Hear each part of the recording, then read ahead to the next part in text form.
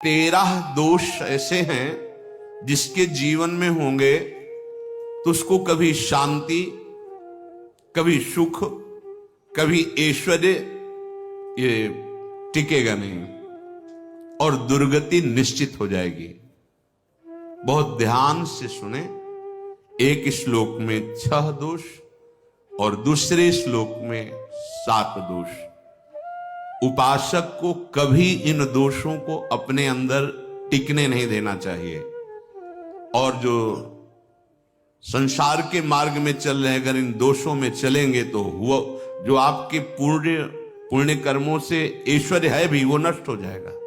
आप दुख, चिंता, शोक से ग्रसित होकर बड़ा दुख में जीवन व्यतीत करेंगे और आपकी गति बिगड़ जाएगी, दुर्गति हो जाएगी।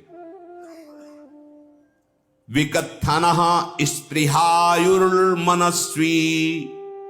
बिभ्रत कोपम चपलो अरक्षणश्च एतान् पापाः षण्णराः पाप धर्मान् प्रकुर्वते नोत्र सन्तः सुदुर्गे संभोग संविद विषमोति मानी दत्तानुतापी कृपणो बलीयान् वर्ग प्रशंसी वनितास्तु देष्टा एते परे सप्त नशंस वर्गाः।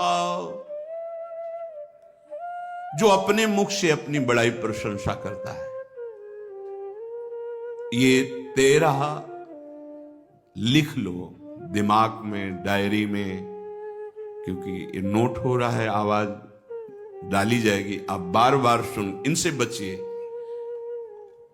अपनी बड़ाई, अपनी प्रशंसा कभी अपने मुख से नहीं करना, नहीं तो आपके पुण्य नष्ट हो जाएंगे, बुद्धि भ्रष्ट माने गिर जाएगी। अगर परमार्थ में चल रहे तो भी, और व्यवहार में तो पुण्य नष्ट हो ही जाएंगे। बुद्धि गिरी हुई तभी ऐसी बात होती है। और यह दोष बहुतायत है, ये बहुत प्रभावशाली है। अपनी बड़ाई मारना, इसको देख लो, पकड़ो, सत्संग है। अपने मुख से कभी अपनी बड़ाई ना करना।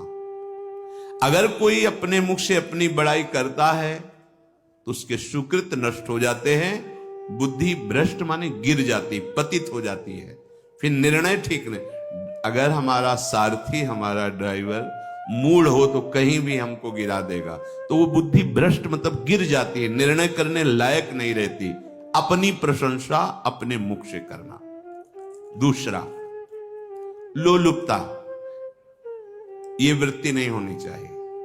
धर्म से चलेंगे, धर्म के द्वारा जो हमें प्राप्त होगा उसी से हम अपना भरण पोषण करेंगे।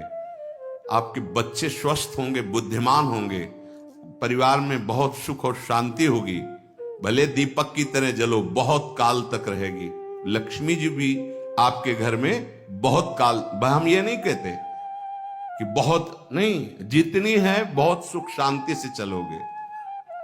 अगर लोलुपता करोगे, हिंसा, छल कपट, व्यभिचार, चोरी, ऐसे धन आ जाए, वो आएगा, लेकिन वो हाइलोजन की तरह आएगा, एकदम प्रकाश और फ्यूज, बिल्कुल अंधकार करके जाएगा। देख लेना, तुम्हारे जो सुख के हेतु हैं, तुम्हारा शरीर, तुम्हारे बच्चे, तुम्हारी पत्नी, तुम्हारा परिवार, उसको देख के तुम रात दिन जलोगे बिना आग के। ऐसे उनके आचरण होंगे, ऐसे उनके अंग होंगे, ऐसे उनके दिमाग होंगे, ऐसा उनका व्यवहार होगा। ये लोलुपता अगर उपासक में या किसी में है तो उसको नष्ट कर देती है। सावधान। तीसरा, यदि आपका अपमान होता है तो आपको उसे सहन करना होगा, उससे आपके पाप नष्ट हो जाएंगे। जो तनिक सा भी अपमान होने पर बहुत क्रोध करके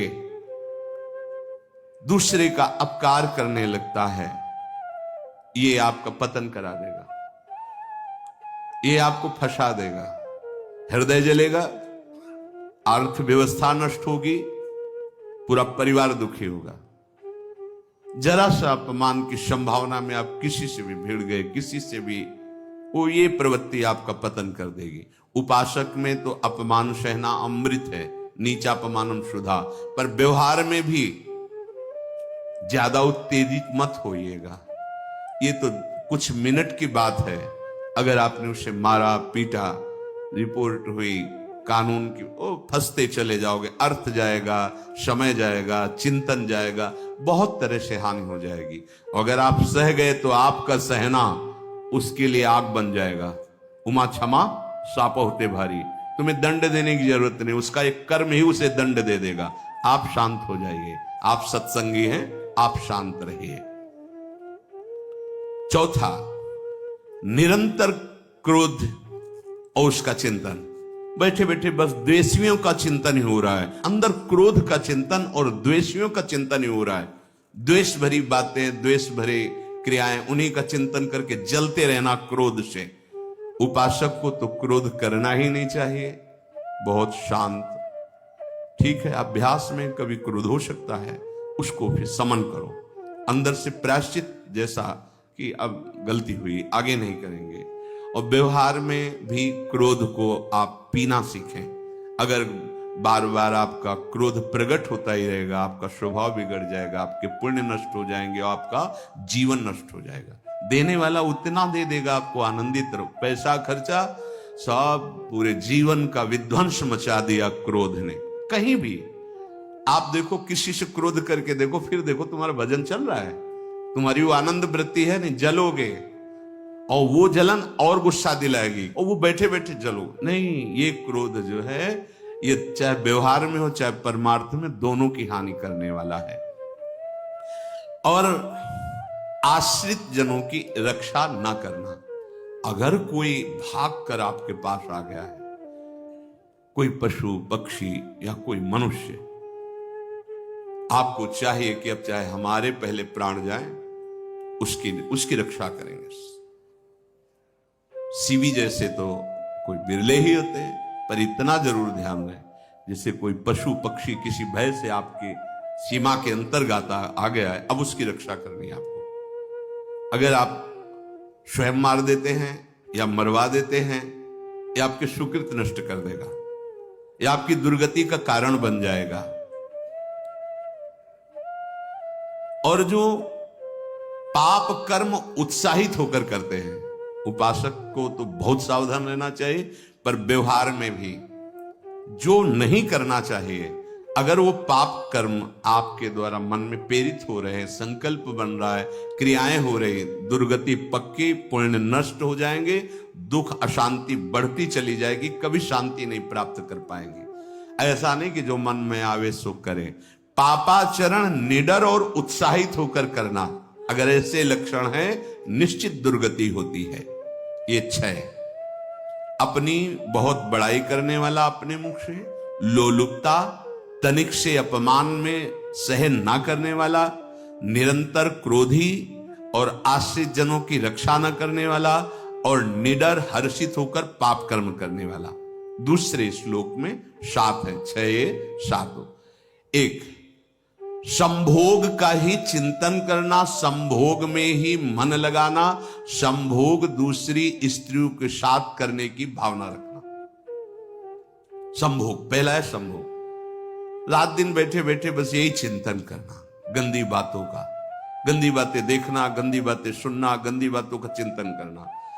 फिर अन्य माताओं बहनों के प्रति काम दृष्टि से देखना, कोई आ जा रही है, दृष्टि से काम भाव से देखना, भोग बुद्धि से देखना, निश्चित पुण्यनाश दुर्गति। बड़े बड़े उदाहरण इतिहास में हैं जिन्होंने ऐसा दृश्य नेत्रों से देखने की चेष्टा की, मन में संकल्प किया भोगने का, नष्ट हो गए, चाहे वो कितने बड़े प्रतापी हो। ये दुर्योधन कोई साधारण थोड़ी है, भगवान व्यासदेव जी के द्वारा ही तो लो, भगवान व्यासदेव जी ही इसकी उत्पत्ति का कारण है। आप देखो, इतने महान पुलस्त जी ही उत्पत्ति का कारण है रावण की। बस यही ऐसे दोष हैं जिनके कारण जीव नष्ट हो जाता है। ठीक है, धर्मयुक्त काम भगवान ने आदेश किया है, आपका पाणिक ग्रंथ संस्कार हो गया है, संतानोत्पत्ति की भावना से कुछ पवित्र तिथियों का त्याग करते हुए चर्चा में हुई है। एक नियम है, एक आदेश है शास्त्र का। आप बहुत काम प्रवृत्ति वाले हैं तो प्रत्येक मास में जब माताएं बहनें पवित्र हो जाती मासिक धर्म से, तो जिनका पाणी ग्रहण आपने किया, जो पत्नी स्वरूप है, वो ठीक है। वहां भी बार बार के लिए व्यभिचार प्रवृत्ति के लिए शास्त्र आदेश नहीं करता, संयम पूर्वक, और उसका चिंतन नहीं करना। पाणी ग्रहण संस्कार है, घर में विराजमान है, एक संयम एक नियम के अनुसार उसका चिंतन तो फिर भ्रष्ट कर देगा। चिंतन प्रभु का करना है, चिंतन प्रभु की सेवा जो आपके कर्तव्य, इसके चिंतन से बचो। घातक है, बहुत बड़ा जहर है, अगर विषय चिंतन होने लगा तो मरोगे, जिंदा जलोगे, दुर्गति भी होगी। ये अंदर की जो आग है ना, कामाग्नि, ये इतनी बढ़ती चली जाएगी, तुम्हारे होश खराब हो जाएंगे कि मुझे क्या करना चाहिए, क्या नहीं करना चाहिए। कोआ मदांधो मदनातुरोमा, अंधा हो जाएगा, नहीं दिखाई देगा अनुजा तनुजा क्या है कौन है, कुछ नहीं, भ्रष्ट बुद्धि।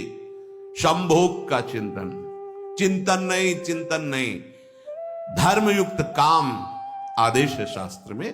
यदि आप प्रवृत्ति मार्ग में हैं तो अपनी पत्नी को जो पाणी ग्रहण स्वीकार किया है, वहां भी पवित्र तिथियों का त्याग करते हुए, एकादशी है, रामनवमी है, नव दुर्गा है, जन्माष्टमी है, राधाष्टमी, जो पवित्र तिथियों का त्याग करते हुए, और ऐसे जो मर्यादाएं हैं उसके अनुसार, और कहीं पराई स्त्री के साथ संभोग की बात निश्चित दुर्गति पक्की है। ऐसे ही माताओं के लिए है, स्त्री शरीर के लिए है। यदि वो ऐसी गलत चेष्टा तो पतिवंचक परपति रति करही, रो नरक कल्पसत परही। ये भोग चिंतन से बचने की चेष्टा कीजिए तो क्रिया से अपने आप बच जाएंगे। क्रिया के पहले चिंतन होता है, चिंतन से ही क्रिया का आवेश आता है। चिंतन संभालिए, इसी से भगवत प्राप्ति होती है, चिंतन से, और इसी से दुर्गति भी होती है। अनन्यश्चिन्तयन्तु माम, भगवान चिंतन कह रहे मेरा करो, कर्तव्य कर्म मेरे को समर्पित करो। अब जब चिंतन संभोग का होगा तो बुद्धि भ्रष्ट हो जाएगी। ये जो राक्षसी प्रवृत्तियां सुनने को मिलती है ना, कि ऐसा हुआ, वो देखा सुना और चिंतन किए, अब इतनी राक्षसी वृत्ति आ गई कि बस अब उनमें और राक्षसों में कोई अंतर नहीं रह गया। दूसरा, विषमता रखने वाला,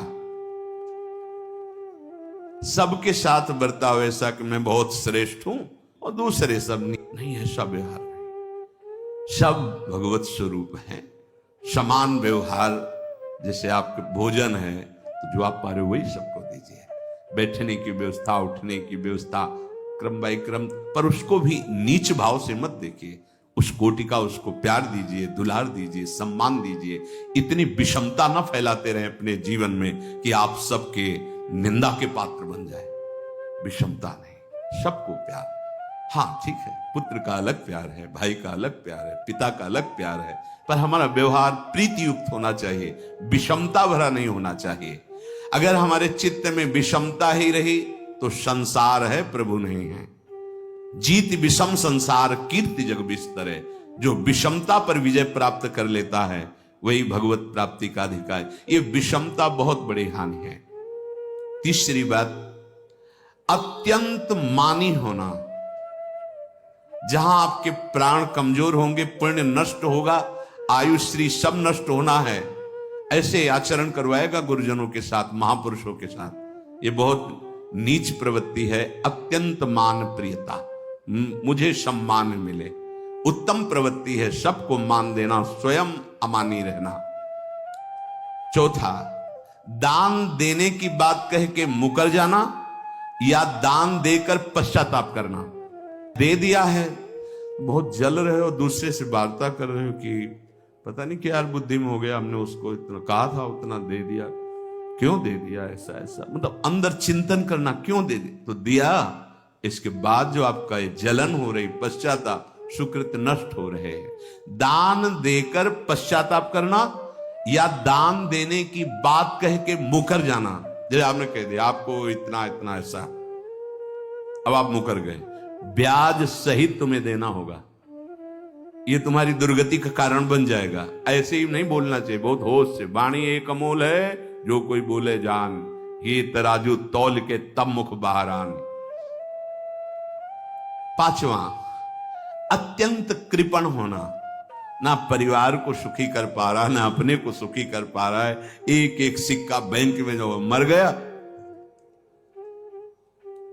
धन की वास्तविक गति यही है कि अपने परिवार को खूब उसकी अनुकूलता प्रदान करो, उसमें से कुछ हिस्सा किसी ऐसे को जिससे तुम्हें बदले में कुछ लेने की भावना ना हो।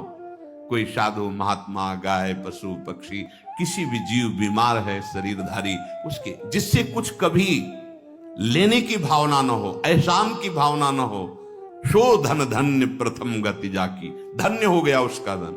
अब वो कृपण का धन किसी काम में ना स्वसुख, ना परिवार के सुख, ना धर्म कार्यों में, व्यर्थ जीवन चला गया। उसी धन का चिंतन करना, उसी का संग्रह करना और उसी की रक्षा करते करते शरीर छोड़ देना, तो चिंतन बिगड़ गया। तो कह रहे हैं जो कृपणता है और अर्थ और काम की प्रशंसा, उसी की चर्चा, उसी का चिंतन, रुपया और भोग, उसी की चर्चा कर, जहां बैठे रुपया की चर्चा, भोग की चर्चा, जहां एकांत में बैठे उसी का चिंतन, कैसे रुपया बढ़े, कैसे भोग मिले। और अगर अवसर मिला तो रुपया अधर्म से आवे चाहे धर्म से, उसको इसकी कोई परवाह नहीं। भोग चाहे धर्म से हो चाहे अधर्म से, जिसका अर्थ और काम भोग ही चिंतन है वो धर्म नहीं। जिसका धर्म चिंतन का विषय है तो अर्थ और काम भी ऐसा होगा जो मोक्ष प्रदान करने वाला हो। धर्म, अर्थ, काम, मोक्ष। और जो बालक, स्त्री, पागल, असहाय, जो इनकी रक्षा न करके इनकी हानि करता है, दुर्गति निश्चित है। माना आपकी पत्नी है, उसका स्वभाव बिगड़ा हुआ है, क्रोधी है, कटु वचन बोल, लेकिन आपके ही प्रारब्ध के लिए, माना आपका पति ऐसा स्वभाव वाला, पर आपके ही प्रारब्ध से तो संयोग बना है आकर, अब इसका निर्वाह कर ले जाओ तो पवित्र हो जाओगे दोनों। और अगर झगड़ा और लड़ाई और मारपीट और कहीं हिंसा आदि के रूप में उतर गए तो फिर और करनी बिगड़ गई। बालक है, आप उसको ज्ञान नहीं कि आप पवित्र है, कि आप पवित्र है, उसको ज्ञान नहीं कि आप उसके साथ व्यवहार अच्छा कर रहे हैं कि बुरा कर रहे हैं। रक्षा करनी है आपको, शोषण नहीं करना। कह रहे हैं स्त्री, बालक और पागल, जिसे विक्षिप्त है, पागल है, आपको रक्षा करनी है। बन जाए तो उसको भोजन, ऐसा नहीं कि ईंट मारो, उसको अपमानित करो। उसकी बुद्धि खराब है, प्रारब्धवशात खराब हो गई है, तो शास्त्र आज्ञा करता है स्त्री, बालक, जैसे पागल, विक्षिप्त आदि हैं, असहाय है, असमर्थ है, बूढ़ा है, वो आप सेवा भी करो तो वो गाली दे सकते हैं, उनकी बुद्धि बिगड़ गई। आपको उनको दंड नहीं देना, मारना नहीं है आपको। मान लो आपके बड़े बूढ़े बुजुर्ग जन हैं, आप सेवा भी कर रहे हो तो आपको कटु वचन बोल सकते हैं, आपकी निंदा कर सकते हैं, लेकिन आपको उनके साथ व्यवहार सद करना है। अगर आपने इन दोषों को स्वीकार किया तो निश्चित आपकी दुर्गति होगी, न इस लोक में आपको शांति मिलेगी न परलोक में। इसलिए इन दोषों को बार बार सुन करके और हृदय में जांचो कि कहीं है तो नहीं। अगर है तो सत्संग, भजन बल, भगवत प्रार्थना के बल से इन दोषों का त्याग कर दो, जीवन मंगलमय हो जाएगा। शेष चर्चा आगे। श्री राधा वल्लभ लाल।